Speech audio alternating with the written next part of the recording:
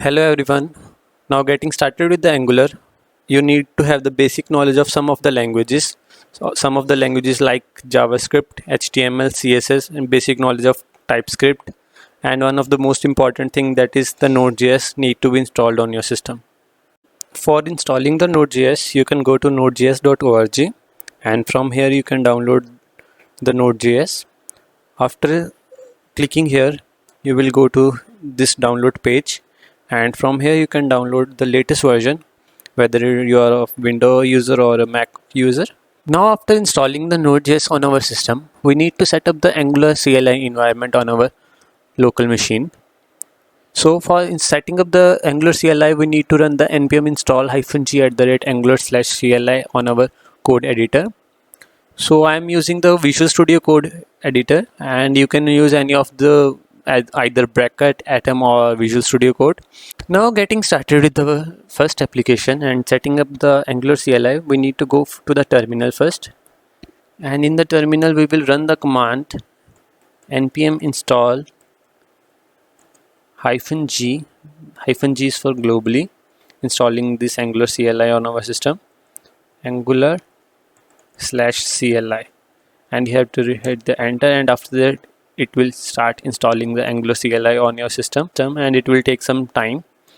So you can run this command, and after that you need to start your first application. So you can run the command ng new and your app name, that is my app. I am right now placing it, and it will now take some time, and it will ask you some of the questions like would you like to add Angular routing, so you can say yes or no depending upon your requirements. And after that it will ask you about your style sheet, which style sheet you want to use. So I am here using the SCSS, and after that it will start creating your application, and it will take about 1 to 2 minutes. Now since it is getting installing, and let me tell you about its architecture. Like in this application, Angular application, there will be modules, and there will be like user modules and admin modules which we can create, and there is a root module which is known as the app module, which is the root module of this application. After that there are components, and once you will start making your application, there will be a component known as app component, and in that component there are 4 major files, that is app component.ts, html, spec is used for writing the test cases, and css for writing the style sheet. And in that group app component, we can add more components according to our requirement, and I will show you how to add those in our next slides.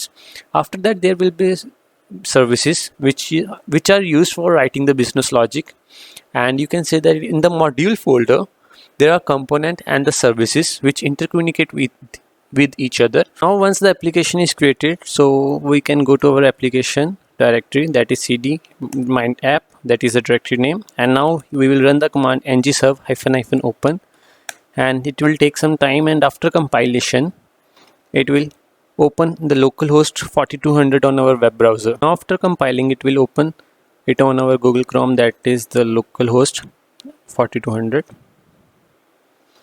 And now our first application is created, and now we will see further how to play with the data.